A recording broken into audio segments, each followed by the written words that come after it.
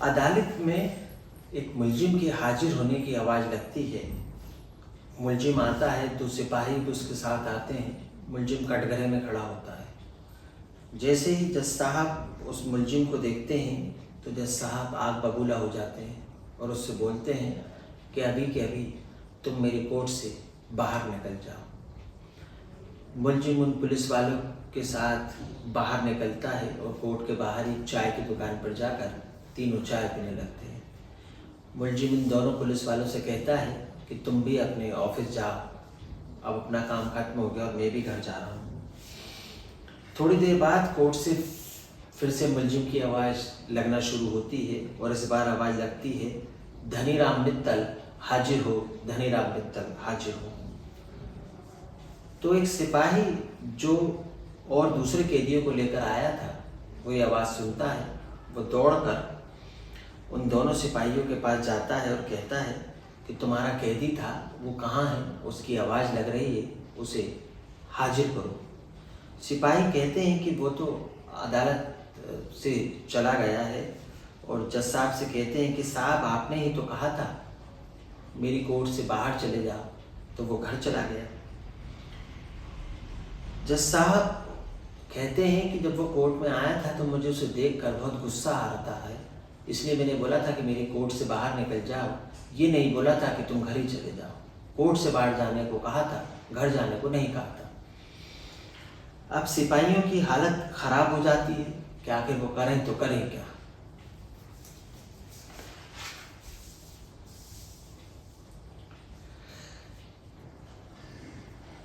ये कहानी उस कैदी की है जिसके रूप, रंग,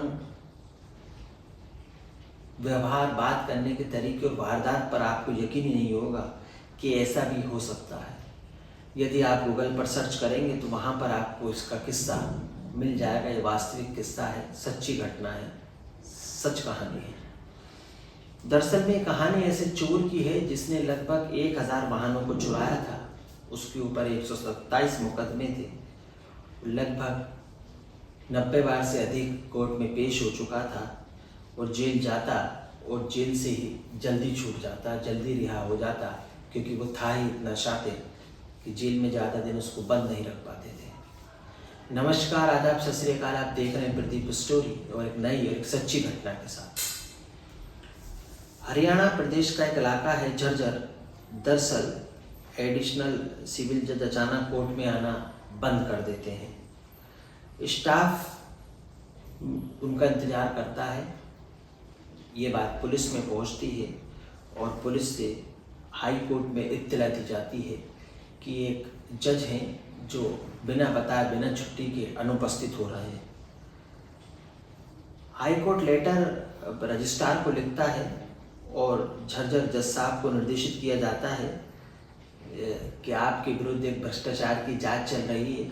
अब आप 2 महीने तक अवकाश पर रहिए, आप कोर्ट नहीं आएंगे जब तक कि जांच आपके खिलाफ पूरी नहीं हो जाती है। नए जज साहब आते हैं, अपना पदभार संभालते हैं और लगभग 40 दिन तक कोर्ट में केसों की सुनवाई करते हैं, 1 महीने से अधिक समय तक। और इस सुनवाई के दौरान 2470 कैदियों को, लगभग 2500 कैदियों को रिहा कर देते हैं। ये बात है सन 1980 की। ये खबर पेपर में छपती है और ये खबर ही छपती है कि कोई नए जज साहब आए, वो बहुत रहमदिल हैं, अपना काम अच्छे से करते हैं, किसी मुलजिम को जेल नहीं भेजते हैं, सबको रिहा कर देते हैं और उनके व्यवहार करने का तरीका और काम करने का तरीका सभी को पसंद आता है और सभी दूर उनकी तारीफ होने लगती है। अब जज साहब अचानक कोर्ट आना बंद कर देते हैं तो जांच होती है और पता चलता है कि वो जज नहीं था बल्कि एक चोर था, एक बहरूपिया था जो जज बनकर जज की कुर्सी पर बैठ गया था। अब बात हरियाणा पंजाब के हाई कोर्ट न्यायाधीश महोदय तक पहुंचती है। रजिस्ट्रार साहब को जिस पूरे मामले की जांच सौंपी जाती है तो पता चलता है कि सब झूठ है। ऐसा ना ही कोई जांच लेटर जारी किया गया था कि जज साहब के विरुद्ध भ्रष्टाचार की जांच चल रही है, ना ही उन्हें 2 महीने की छुट्टी पर भेजा गया और ना ही किसी नए जज की नियुक्ति उनके पद पर की गई थी।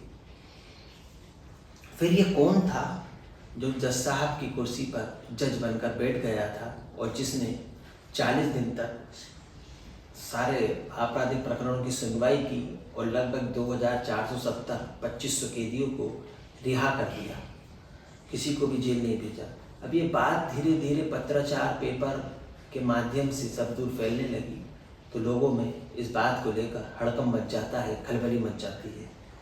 अब पुलिस को आदेश दिया जाता है कि जिन 2470 लगभग 2500 कैदियों को जमानत पर रिहा किया गया है उन्हें पकड़ लिया जाए, वापस पकड़े जाए। अब पुलिस के लिए काम इतना आसान नहीं था। पुलिस उन कैदियों को तलाशती है, उन्हें ढूंढती है, सर्च चालू रखती है और जो जो उसे मिलता है, पुलिस की पकड़ में आता है, उसे पकड़कर वापस जेल भेज दिया जाता है और उन पर केस की सुनवाई फिर से चालू कर दी जाती है। अब इन सब के बीच एक नाम निकलकर सामने आता है, धनीराम मित्तल, जो इस कहानी का मेन किरदार है, जो जज बनकर उस कुर्सी पर बैठा था। आगे की कहानी जानने से पहले धनीराम मित्तल का कैरेक्टर जानते हैं कि धनीराम मित्तल कौन था, क्या था और वो जज कैसे बन गया। धनीराम मित्तल का जन्म 1938 में हरियाणा के भिवाड़ी में हुआ था। 1964 में धनीराम मित्तल अपना ग्रेजुएशन पूरा करता है और उसे नौकरी मिल सकती थी। उस जमाने में नौकरी आसानी से मिल जाया करती थी, पर धनीराम मित्तल का नौकरी में मन नहीं था। अब वो आरटीओ में जाता है और वहाँ देखता है कि कुछ एजेंट भी रहते हैं, कुछ वकील के रूप में ही देश में लोग रहते हैं। तो एजेंट जो होते हैं वो दलाली का, मीडिएटर का काम करते हैं, तो वो उन्हीं के साथ रहकर एजेंटशिप का काम सीखने लगता है और 2 नंबर का काम भी सीख लेता है। 1964 में गाड़ी चोरी करता है, उन गाड़ी के पेपर वो बनाता है और उन गाड़ियों को बेचने का काम शुरू कर देता है। उसने आरटीओ में काम किया था तो उसे फर्जी पेपर बनाना आता था, वो बीए तक पढ़ा हुआ था, पढ़ा लिखा व्यक्ति था। वो गिरफ्तार होता है चोरी के एक मामले में, पर जल्दी वो छूट जाता है।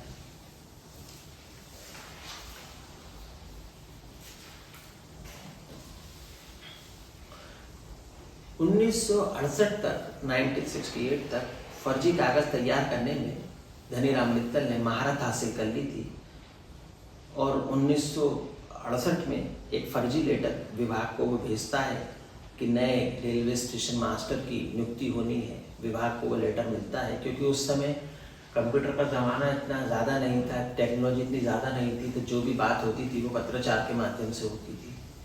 और 1968 से लेकर 1974 तक वो वहाँ स्टेशन मास्टर की नौकरी करता है, पर उसका मन नौकरी में लगता नहीं था। उसे शायद कुछ बड़ा करना था, तो वो राजस्थान चला जाता है और वहाँ पर 3 साल तक वकालत करता है। वहाँ भी वकालत में उसका मन नहीं लगता है, तो वह हेड राइटिंग एक्सपर्ट का कोर्स करने के लिए कलकत्ता चला जाता है। वहाँ हेड राइटिंग एक्सपर्ट का कोर्स किया, राजस्थान से उसने वकालत कर ही ली थी। फिर वो एक ग्राफोलॉजी का कोर्स करता है। ग्राफोलॉजी एक प्रशासनिक भाषा होती है जो प्रशासनिक स्तर पर या सरकारी डिपार्टमेंट में एक जो लेटर लिखे जाते हैं उनकी एक अलग ही भाषा होती है, जिसको प्रशासनिक लोग ही समझ सकते हैं और समझ में आता है कि सरकारी लेटर है और नहीं है। तो वो ग्राफोलॉजी का कोर्स करते हैं और जिसका प्रयोग सीबीआई में किया जाता है, कोर्ट में किया जाता है, प्रशासनिक स्तर पर किया जाता है। अब धनीराम मित्तल 3 कोर्स कर चुका था।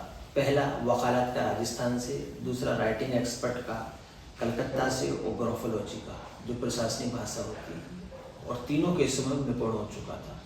अब उन तीनों केसों का उपयोग कैसे करता है, कहाँ करता है, क्यों करता है, ये सब कुछ इस कहानी में आगे आपको जानने को मिलेगा। बने रहिए मेरे साथ।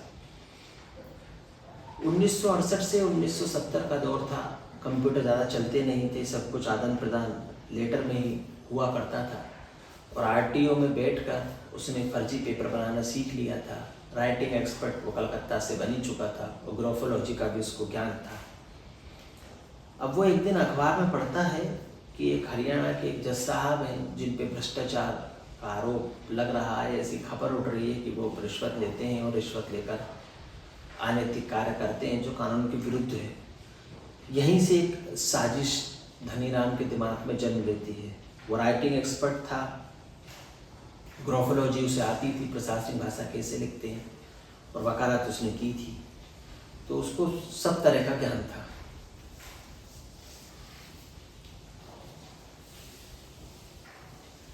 अब धनीराम मित्तल 2 पत्र बनाता है, पहला एक जज साहब का और दूसरा खुद की नियुक्ति का।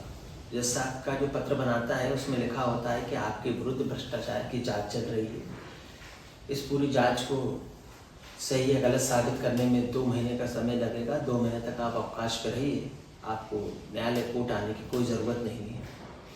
और दूसरा पत्र जो होता है खुद के पदभार ग्रहण करने का समय होता है। वो लेटर विभाग में पहुंचता है, धनीराम मित्तल जज का रूप धारण कर कर कोर्ट पहुंचता है और केस की सुनवाई करता है जैसे कि जज साहब करते हैं। 40 दिनों तक वो जज की कुर्सी पर बैठकर जज के रूप में सुनवाई करता है और सुनवाई के दौरान 2470 लोगों को बेल आउट कर देता है, रिहा कर देता है। अब इस केस की चर्चा पूरे हिंदुस्तान में होती है, हालांकि बाद में से गिरफ्तार कर लिया जाता है और आगे चलकर चोरी की वारदातें हैं। इस केस की जो वकालत होती है वो खुद करता है और केस लड़ना शुरू कर देता है। उस पर 1000 वाहन चोरी का मामले थे और 127 तो मुकदमे चल रहे थे और वो कई बार जेल हुआ था। ये चोर ऐसा रहा है जिसने दिल्ली, पंजाब, हरियाणा में लगातार चोरियों की घटना को अंजाम देता रहा।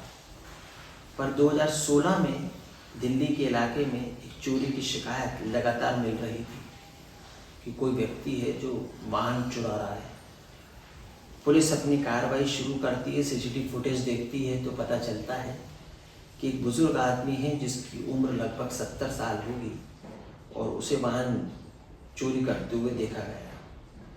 जब पुलिस पड़ताल आगे बढ़ाती है तो पता चलता है कि वो धनीराम मित्तल है, वही धनीराम मित्तल जो जज की कुर्सी पर 40 दिन बैठकर 2470 कैदियों को रिहा कर चुका था, जिसे 1964 में से लेकर आज तक आतंक मचा रखा है। उसे गिरफ्तार किया गया था, वो ज़्यादा दिन जेल में नहीं रह पाया और बेल पर बाहर आ गया था। अब वो गाड़ियाँ चोरी किया करता था। एक दिन वो गाड़ी चोरी कर रहा था और गाड़ी में चाबी लगा रहा था, तभी गाड़ी का मालिक वहाँ आ जाता है। वो उससे पूछता है कि अरे बाबा ये तुम क्या कर रहे हो? तो धनीराम मित्तल कहता है कि बेटा बूढ़ा हो गया हूँ, आंखें कमज़ोर हो गई हैं, समझ में नहीं आया मेरी गाड़ी है कि तुम्हारी गाड़ी है, इसलिए मैंने गाड़ी की चाबी तुम्हारी गाड़ी में लगा दी, मुझे कम दिखाई देता है। इस बात का खुलासा उस व्यक्ति ने किया जो कि शिकायतकर्ताओं में से एक था, जिन्होंने थाने में शिकायत की थी। और जब पुलिस उनको सीसीटीवी फुटेज दिखाती है तो वो देखकर पहचान जाता है कि अरे ये तो वही बुजुर्ग आदमी है जिससे मेरी बात हुई थी। और वो बताता है कि मैं इसे कैसे जानता हूँ, कब जानता हूँ।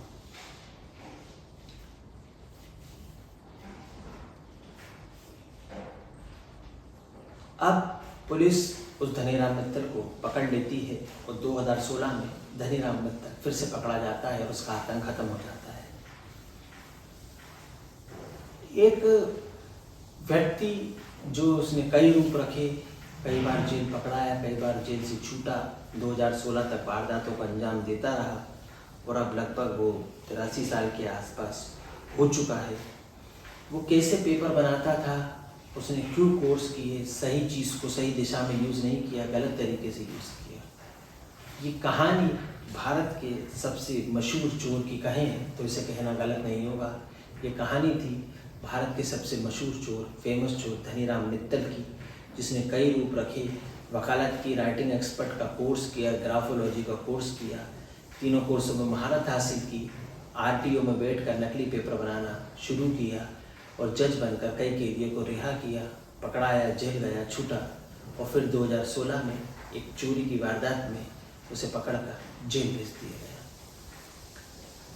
ये कहानी सुनाने का उद्देश्य आपको सचेत करना है, जागरूक करना है और ये बताना है कि अपनी प्रतिभा, अपने नॉलेज को गलत रास्ते पर इस्तेमाल ना करें, क्योंकि गलत काम का गलत नतीजा होता है, अंजाम आखिरी में जेल ही जाना पड़ता है।